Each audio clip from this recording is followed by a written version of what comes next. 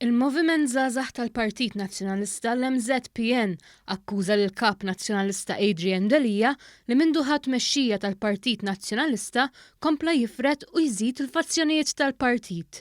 Dan joħroġ minn rapport li tħejja mill-MZPN li analizza l-aħħar sentej tal-Partit Nazzjonalista taħt it-tmexxija ta' Delija u l-eżitu tal-elezzjonijiet tal-25 ta' Mejju li għadda fejn il-Partit Nazzjonalista ġarrab l-akbar żewġ telfiet elettorali fl-istorja tiegħu. Ir-rapport li siltiet minnu ġew ippubblikati fil-Malta Today jgħid li fl-aħħar sentejn inħolqu gruppi biex jattakkaw u jintimidaw nies li ma jaqblux ma' tmexxija ta' Delija. Sallum il-ġurnata għadd ta' persuni qegħdin jitwarbu jew jiġu attakkati għas-sempliċi fatt li jesprimu fehma differenti minn dik ta' tmexxija. Dan hu inaċċettabbli u mhux biss dawwar lin-nies kontra tmexxija preżenti iżda spiċċa ġellet votanti fl-istess partit, jgħid ir-rapport.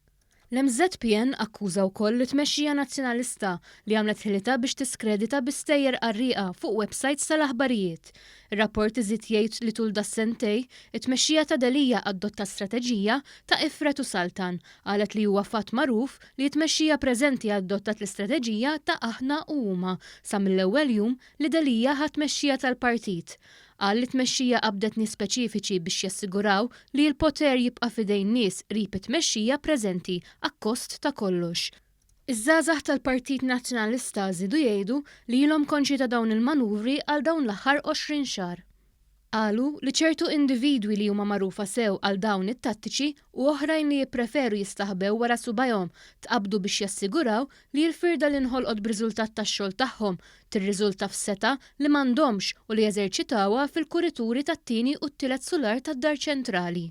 B'mod partikolari, l-MZPN jakkuża lill-kap tal-midja tal-Partit Nazzjonalista Pier Portelli u jgħid li wettaq żbalji li ma jinħafrux b'attakki strateġiċi fl-aħbarijiet ta' Net News u fil-gazzetti tal-partit. Issemmi wkoll l-attakki li wettqet it-tmexxija tal-partit fuq gazzetti bħal The Times of Malta u The Malta Independent li dejjem kienu jissimpatizzaw mal-Partit Nazzjonalista. Fuq kollox, itenni li t-tmexxija tal-Partit Nazzjonalista fuq quddiem Adrian Delija għandhom jerfgħu ir-responsabbiltà u jirriżenjaw.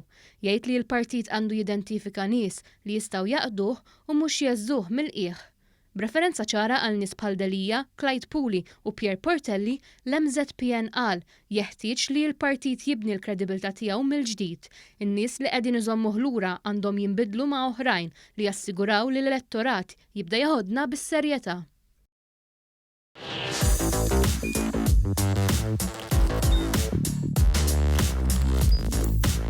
Idħol fuq one.com.mt u hemmhekk tista' tara l-programmi kollha li jxandru fuq One permezz ta' One Play.